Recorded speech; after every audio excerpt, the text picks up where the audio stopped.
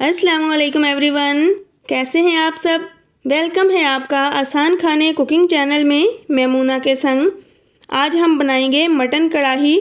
Mutton कढ़ाई तो हम पहले भी बनाते हैं, लेकिन आज मैं बनाऊंगी एक मुनफरिद स्टाइल में मटन शिनवारी कढ़ाई। बहुत ही मज़ेदार और बिल्कुल यूनिक सा टेस्ट मिलेगा। तो बस आपने वीडियो को स्किप किए बगैर फुल वॉच करना है और छोटी छोटी टिप्स को फॉलो करते हुए अगर आप ये डिफरेंट सी रेसिपी बनाएंगे तो इंशाल्लाह आपको मज़ा आ जाएगा। तो चलें फिर बिना टाइम वेस्ट किए रेसिपी की तरफ बढ़ते हैं। बिस्मिल्लाहिर्रहमानिर्रहीम। 1 किलोग्राम मटन में मैं ये रेसिपी बनाऊंगी और मटन मैंने इस तरह लिया है कि इसमें हड्डी भी है, बोनलेस बोटी और चर्बी मिक्स मैंने गोश्त लिया है। आप ये कढ़ाई बीफ या फिर चिकन में भी बना सकते हैं। तो अब मटन को गलाने के लिए मैं प्रेशर कुकर का यूज़ करूंगी।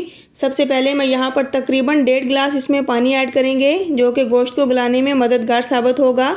आपके पास अगर टाइम ज़्यादा हो तो आप इसे पतीली में भी बना सकते हैं। तो गोश्त को मैंने अच्छे से वॉश कर लिया है। तो चलें अब हम इसे प्रेशर कुकर में डाल देते हैं। तो अब साथ ही हम इसमें नमक डालेंगे और नमक मेरे पास ये तकरीबन हाफ़ टेबल स्पून के बराबर है। आप अपने टेस्ट के हिसाब से नमक ले लीजिए। तो यहाँ पर 2 टेबल स्पून मैं लहसुन और अदरक का पेस्ट शामिल करूँगी। इसे मैंने कूंडी डंडे की मदद से कूट लिया है, पेस्ट नहीं बनाया। दरदरा सा इसमें हमने कूट कर डालना है। तो यहाँ पर 1 बड़ा चम्मच इसमें कुकिंग ऑयल शामिल करेंगे। बहुत ज़्यादा ऑयल हमने शामिल नहीं करना, क्योंकि हमने इस गोश्त में चर्बी यूज़ की है और उसी चर्बी में हमारी जो कढ़ाई है वो बहुत ही मज़ेदार सी बनकर तैयार होगी। एक मुनफरिद सा लजीज सा टेस्ट मिलेगा आपको।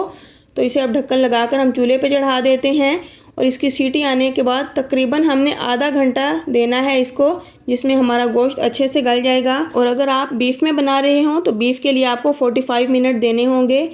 तो चलें जब तक हमारा गोश्त रेडी होता है तो हम यहाँ पर शिनवारी कढ़ाई के लिए स्पेशल मसाला रेडी कर लेते हैं। तो उस मसाले में मैंने 1 टेबल स्पून साबुत ज़ीरा लिया है और 1 टेबल स्पून साबुत खुश्क धनिया। इन्हें हम ड्राई रोस्ट कर लेते हैं। ड्राई रोस्ट करने के बाद कूंडी डंडे की मदद से हम इसे कूट लेंगे, यानी कि हमने इसको दरदरा सा कूटना है, बहुत ज़्यादा बारीक नहीं करना।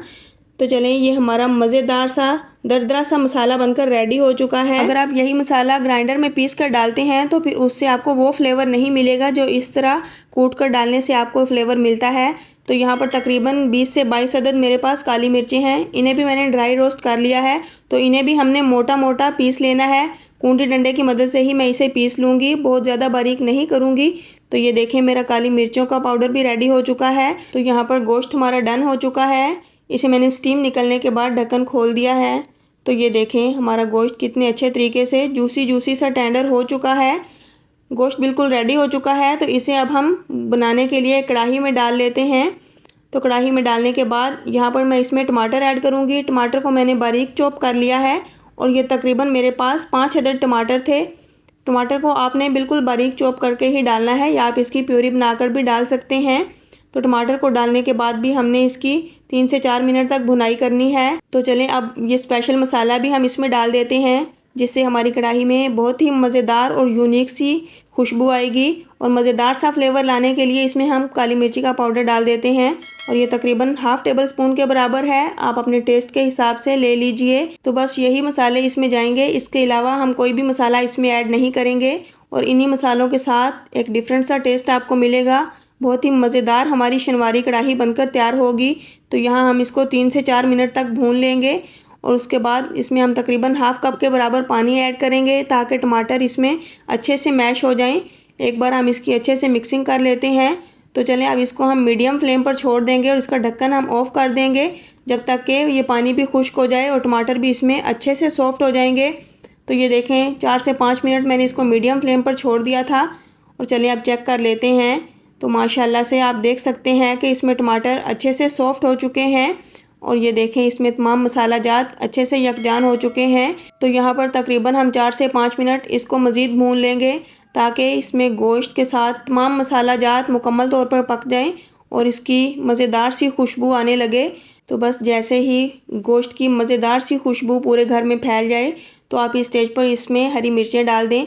तो हरी मिर्चें मैंने इसमें कुछ कट करके डाल दी हैं और इसकी खूबसूरत सी लुक लाने के लिए कुछ मैंने हरी मिर्चें इसमें साबुत ही ऐड कर दी हैं। तो आपने तीखी वाली हरी मिर्चें लेनी हैं, क्योंकि इसमें एक्स्ट्रा मसाले हमने नहीं डाले, सिर्फ काली मिर्च डाली है। और उसके साथ जब आप हरी मिर्च डालेंगे तो आपके मसाले बिल्कुल बैलेंस हो जाएंगे। तो हरी मिर्च को भी आपने इसका कच्चापन होने तक पकाना है। इसकी शेप आपने ख़राब नहीं करनी, बहुत ज़्यादा कुक नहीं करना। तो ये देखिए मैं आपको चेक करवाती हूँ। हमारा गोश्त बहुत अच्छे से सॉफ्ट हो चुका है, बिल्कुल मुकम्मल जूसी हो चुका है। ये बहुत ज़्यादा गर्म है लेकिन मैं आपको चेक करके दिखाती हूँ। तो अल्हम्दुलिल्लाह आप भी देख सकते हैं कि मुंह में पानी भर आएगा जब आप ये कढ़ाई इस तरह बनाएंगे। तो अब बिल्कुल लास्ट में इसको एक मज़ेदार सा फ्लेवर देने के लिए हम बटर डालेंगे। आप इसे स्किप भी कर सकते हैं, लेकिन अगर आप ये यूज़ करेंगे तो बहुत ही मज़ेदार सा और डिफरेंट सा टेस्ट आपको मिलेगा। तो बस ये छोटी छोटी टिप्स हैं, जब आप फॉलो करते हुए ये कढ़ाई बनाएंगे तो इंशाल्लाह मज़ा आ जाएगा आपको, और आपके घर वाले वाह वाह कर उठेंगे और आपकी तारीफ़ों के अंबार लगा देंगे।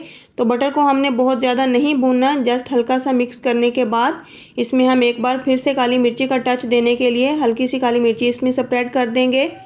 तो आप इसको गार्निश करने के लिए हरा धनिया इसके ऊपर डालें, अदरक के साथ इसको गार्निश करें, जूलियन कटिंग करके अदरक इसमें डालें। तो ऊपर से आप इस तरह सर्कल शेप में कट किए हुए लेमन डाल दें। तो माशाल्लाह से आप इसकी लुक चेक करें। अल्हम्दुलिल्लाह बहुत ही मज़ेदार हमारी शनवारी कढ़ाई बनकर तैयार हो चुकी है। तो बस अगर आपको मेरी रेसिपी अच्छी लगे तो इसे लाइक और शेयर ज़रूर कीजिए। चैनल पर न्यू है तो चैनल को सब्सक्राइब कीजिए। मिलती हूँ नेक्स्ट एक मज़ेदार रेसिपी के साथ। मुझे अपनी दुआओं में याद रखिए। अल्लाह हाफिज़।